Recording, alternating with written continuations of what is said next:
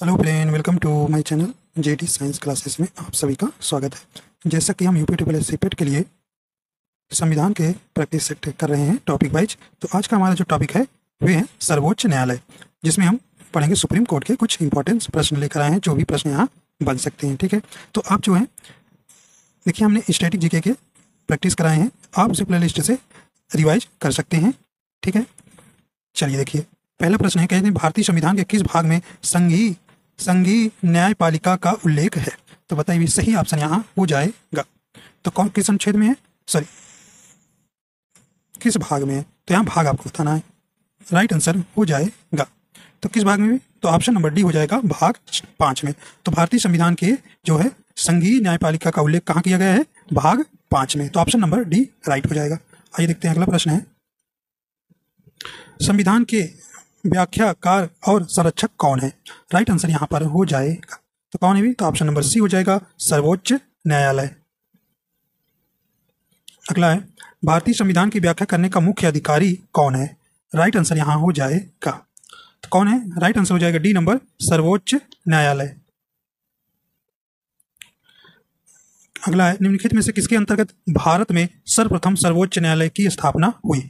Right answer यहाँ हो जाएगा। सही ऑप्शन हो जाएगा ए नंबर, रेगुलेटिंग अधिनियम 1773। अगला प्रश्न है, भारत के सर्वोच्च न्यायालय की स्थापना हुई थी, कब हुई थी? राइट आंसर यहां पे हो जाएगा,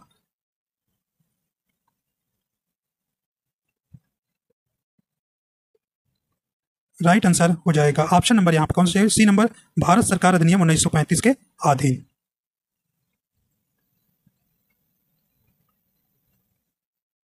करें, मूल रूप से संविधान में सर्वोच्च न्यायालय में मुख्य न्यायाधीश के अतिरिक्त कितने न्यायाधीश की व्यवस्था थी? ये आपका इंपॉर्टेंस है भी। सही ऑप्शन यहाँ हो जाएगा। तो राइट आंसर यहाँ पे कौन सा हो जाएगा? B number 7। तो मुख्य न्यायाधीश के अतिरिक्त कितने न्यायाधीश की व्यवस्था की थी? 7। तो कुल मिला के देखिए, एक मुख्य न्यायाधीश और 7 अन्य न्यायाधीश, कुल कितने थे उस समय? 8। ठीक है, अगर कुल पूछे तो 8 लगाइएगा, अगर अतिरिक्त न्यायाधीश के पूछेगा तो आप 7 लगाइएगा। करें कि वर्तमान में सर्वोच्च न्यायालय के मुख्य न्यायाधीश के अतिरिक्त कितने न्यायाधीश का प्रावधान किया गया है? तो वर्तमान में आपको कुल, अगर कुल पूछा जाए तो आप कितना बताएंगे? इस समय 34 है। ठीक है, अगर न्यायाधीश को छोड़कर कितने हैं, तो ऑप्शन नंबर डी हो जाएगा, कुल 33 है। ठीक है, ऑप्शन नंबर डी सही हो जाएगा। तो एक जो है मुख्य न्यायाधीश और 33 जो है अन्य न्यायाधीश हैं। ठीक है, तो ऑप्शन नंबर डी यहाँ राइट हो जाएगा, 33। अगला प्रश्न है, सर्वोच्च न्यायालय का कितने से कितने के बीच अनुच्छेद में प्रावधान है? तो यहाँ आपको बताना है। राइट आंसर हो जाएगा, देखिए ऑप्शन नंबर यहाँ पे ए नंबर राइट हो जाएगा, अनुच्छेद 124 से अनुच्छेद 147 के बीच। अगला है, सर्वोच्च न्यायालय का गठन किस अनुच्छेद में है? तो सर्वोच्च न्यायालय का गठन किस अनुच्छेद में? राइट आंसर हो जाएगा ए नंबर, अनुच्छेद 124। वर्तमान में सर्वोच्च न्यायालय के मुख्य न्यायाधीश कौन है? बताइए, राइट आंसर यहाँ हो जाएगा, ऑप्शन नंबर ए हो जाएगा, डी वाई चंद्रचूड़। कहने की तदर्थ न्यायमूर्तियों की नियुक्ति किस अनुच्छेद में है? तो बताइए, सही ऑप्शन यहाँ हो जाएगा, राइट आंसर यहाँ पे हो जाएगा, ऑप्शन नंबर सी हो जाएगा, अनुच्छेद 127। आपका ये अनुच्छेद 127 इंपॉर्टेंस है। अगला है, उच्चतम न्यायालय के न्यायाधीशों की संख्या में वृद्धि करने की शक्ति किसके पास है? राइट आंसर हो जाएगा, तो किसके पास है? ऑप्शन नंबर सी हो जाएगा, या संसद के पास है। अगला प्रश्न है, कहने कि सर्वोच्च न्यायालय के न्यायाधीशों की निम्न में से कौन सी अर्हता होनी चाहिए? राइट आंसर हो जाएगी, देखिए पहला, वह किसी एक या अधिक उच्च न्यायालयों में लगातार कम से कम 5 वर्ष तक न्यायाधीश के रूप में कार्य कर चुका हो, वह किसी एक या अधिक उच्च न्यायालयों में लगातार 10 वर्षों तक अधिवक्ता रहा हो।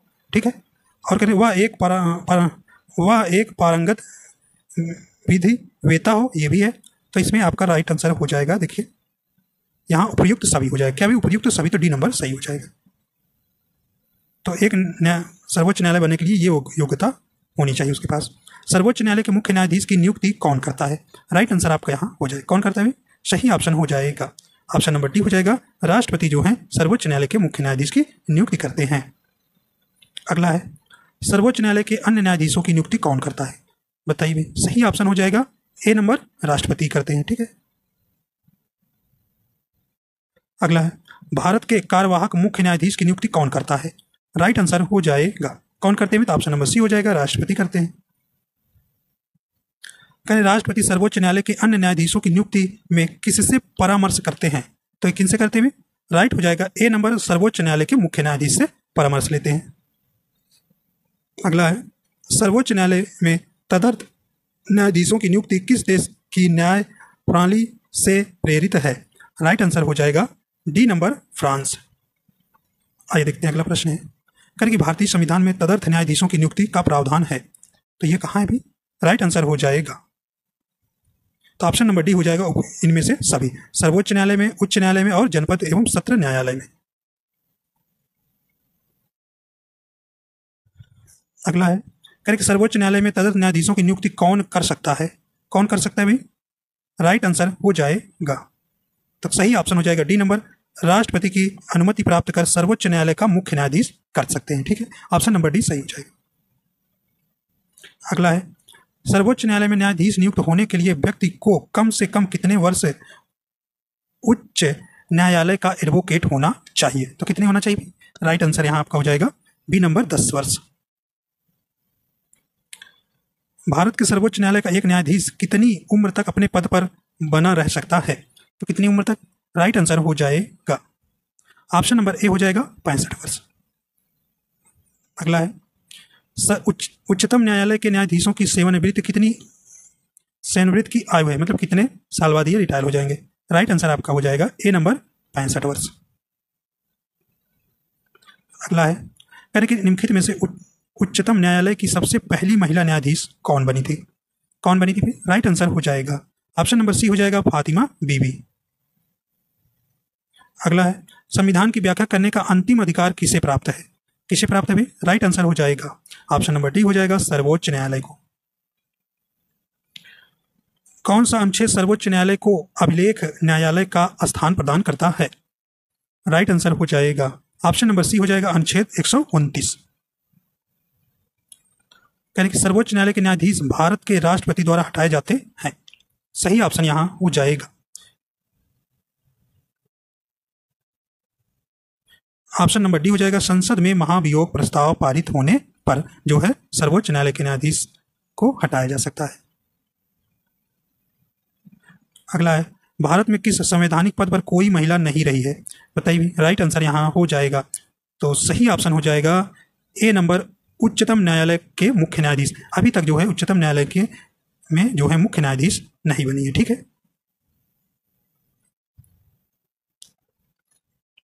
कह कि सर्वोच्च न्यायालय के जजों का वेतन किससे आहरित होता है? राइट आंसर हो जाएगा सी नंबर, संचित निधि में।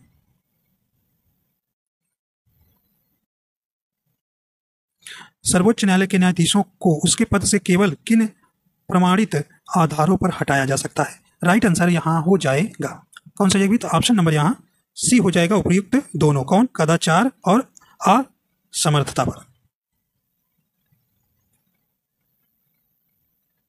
आइए देखते हैं अगला प्रश्न है, कि सर्वोच्च न्यायालय के न्यायाधीश के कदाचार और असमर्थता के प्रमाणित आधारों पर संसद किस तरह महाभियोग का प्रस्ताव पारित कर सकती है? यहाँ पे राइट आंसर हो जाएगा सी नंबर, संसद के दोनों सदनों द्वारा अलग अलग अपने कुल सदस्यों की संख्या के बहुमत तथा उपस्थित एवं मतदान करने वाले सदस्यों के 2/3 बहुमत प्रस्ताव द्वारा। ठीक है, प्रस्ताव द्वारा, तो ऑप्शन नंबर यहाँ सी राइट हो जाएगा। अगला प्रश्न है, सर्वोच्च न्यायालय के न्यायाधीश के विरुद्ध महाभियोग का प्रस्ताव पारित हो जाने पर पदच्युत का आदेश कौन जारी कर सकता है? कौन कर सकते हैं? तो ऑप्शन नंबर बी हो जाएगा, राष्ट्रपति कर सकते हैं। सर्वोच्च न्यायालय के किस न्यायाधीश के विरुद्ध 11 मई 1993 को लोकसभा में लाया गया महाभियोग प्रस्ताव असफल रहा? तो राइट आंसर हो जाएगा सी नंबर, न्यायमूर्ति बी रामास्वामी के। अगला है, सर्वोच्च न्यायालय के मुख्य न्यायाधीश को प्रति माह कितना वेतन मिलता है? बताइए भी कितना वेतन मिलता है? राइट आंसर यहाँ हो जाएगा सी नंबर, 2,80,000। ठीक है, तो सर्वोच्च न्यायालय के देखिए मुख्य न्यायाधीश का आपसे पूछा गया है, तो मुख्य न्यायाधीश को कितना मिलता है? 2,80,000 प्रति माह। आइए देखते हैं और जो न्यायाधीश रहते हैं उनको क्या मिलता है। सर्वोच्च न्यायालय के अन्य न्यायाधीशों को प्रति माह कितने वेतन मिलता है? यहाँ राइट आंसर हो जाएगा बी नंबर 2,50,000। अगला प्रश्न है, जब राष्ट्रपति और उपराष्ट्रपति दोनों के पद खाली हो तब उनके काम कौन करेगा? कौन करेगा भाई? राइट आंसर हो जाएगा सी नंबर भारत के मुख्य न्यायाधीश। निम्नलिखित में से भारत के किस मुख्य न्यायाधीश ने राष्ट्रपति के रूप में काम किया है? राइट आंसर हो जाएगा ए नंबर जस्टिस एम हिदायतुल्ला। तो ये आपका इंपॉर्टेंट प्रश्न है कि जो मुख्य न्यायाधीश ने जो है राष्ट्रपति के रूप में भी काम किए थे, ऐसे कौन मुख्य न्यायाधीश थे? वे जस्टिस एम हिदायतुल्ला। सेवानिवृत्ति के पश्चात सर्वोच्च न्यायालय के न्यायाधीश वकालत कर सकते हैं। ये बताइए कहाँ पर वकालत कर सकते हैं? कर सकते हैं, नहीं कर सकते हैं? राइट आंसर हो जाएगा डी नंबर। देखिए किसी भी न्यायालय में नहीं, कोई वकालत नहीं कर सकते, इनको ये अलाउ नहीं है। अगला है, सर्वोच्च न्यायालय के अधिकार क्षेत्र में वृद्धि करने का अधिकार किसे प्राप्त है? राइट आंसर यहाँ हो जाएगा, देखिए सर्वोच्च न्यायालय के अधिकार क्षेत्र में वृद्धि करने का अधिकार संसद को प्राप्त है। अगला है, सर्वोच्च न्यायालय के न्यायाधीश कामकाज के लिए किस भाषा का प्रयोग किया जाता है? राइट आंसर हो जाएगा ऑप्शन नंबर बी हो जाएगा अंग्रेजी। अगला है, सर्वोच्च न्यायालय किस संस्था का निरीक्षण कर सकता है? तो किसके? तो सही ऑप्शन हो जाएगा सी नंबर अधीनस्थ न्यायालय का। यानी कि भारत में न्यायपालिका है, तो भारत में न्यायपालिका कैसे है? सही ऑप्शन यहां हो जाएगा ऑप्शन नंबर ए हो जाएगा स्वतंत्र है। भारत में न्यायपालिका का स्वरूप है किस प्रकार है? राइट आंसर हो जाएगा बी नंबर एकीकृत है। राष्ट्रपति और उपराष्ट्रपति के निर्वाचन में विवाद के मामलों को किसको प्रस्तुत किया जाता है? अगर राष्ट्रपति और उपराष्ट्रपति के निर्वाचन में विवाद हो जाता है तो किन्हें प्रस्तुत किया जाता है? ऑप्शन नंबर सी हो जाएगा भारत का उच्चतम न्यायालय को। राष्ट्रपति और उपराष्ट्रपति के संबंध में चुनाव विवादों को सुलझाने का अधिकार उच्चतम न्यायालय को है, यह उसका क्या है? राइट आंसर हो जाएगा ए नंबर मौलिक अधिकार है। ठीक है, राष्ट्रपति कानूनी मामलों में किसमें परामर्श ले सकता है? तो राइट आंसर हो जाएगा डी नंबर सर्वोच्च न्यायालय से। तो सर्वोच्च न्यायालय से जो है राष्ट्रपति जो है कानूनी मामलों में परामर्श ले सकते हैं। उच्चतम न्यायालय को परामर्शदात्री बनाया गया है, तो राइट आंसर हो जाएगा सी नंबर अनुच्छेद 143 में। यानी कि न्यायिक पुनर्विलोकन का अधिकार किसे है? तो किसे है भाई? राइट आंसर हो जाएगा बी नंबर उच्चतम न्यायालय को। भारत में न्यायिक पुनरीक्षण की शक्ति का प्रयोग किया जाता है। राइट आंसर हो जाएगा ऑप्शन नंबर ए हो जाएगा केवल सर्वोच्च न्यायालय द्वारा। अगला है, उच्चतम न्यायालय के न्यायाधीश पुनरीक्षण कार्य का क्या अर्थ है? यहाँ पे राइट आंसर हो जाएगा सी नंबर कानूनों की संवैधानिक वैधता का पुनरीक्षण। कहें कि न्यायिक पुनर्विलोकन का अर्थ है कि सर्वोच्च न्यायालय, ऑप्शन डी हो जाएगा, किसी भी राज्य के कानून को अवैध घोषित कर सकता है। जैसे आपने उच्च न्यायालय से कोई निर्णय नहीं संतुष्ट रहते हैं तो आपको कहाँ जाते हैं भी? ये सर्वोच्च न्यायालय जाते हैं, तो वो जो है अवैध घोषित कर सकता है कि आपने निर्णय सही नहीं दिया है।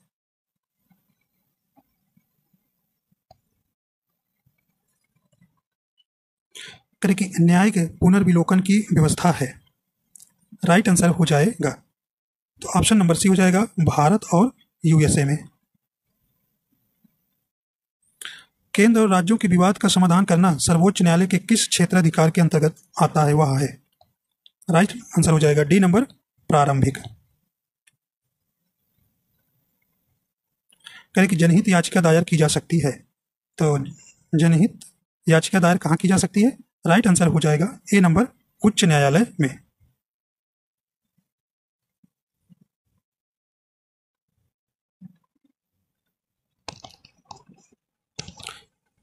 जनहित याचिका दायर की जा सकती है, ये दोनों में होगा। ठीक है, मतलब सी नंबर से उपयुक्त दोनों में, मतलब जनहित याचिका जो है दायर की जा सकती है उच्च न्यायालय में और सर्वोच्च न्यायालय में, तो इसका उपयुक्त ऑप्शन सी सही होगा। ठीक है, केवल ए नहीं होगा, केवल ए भी दोनों होगा। ठीक है, आइए देखते हैं अगला प्रश्न है।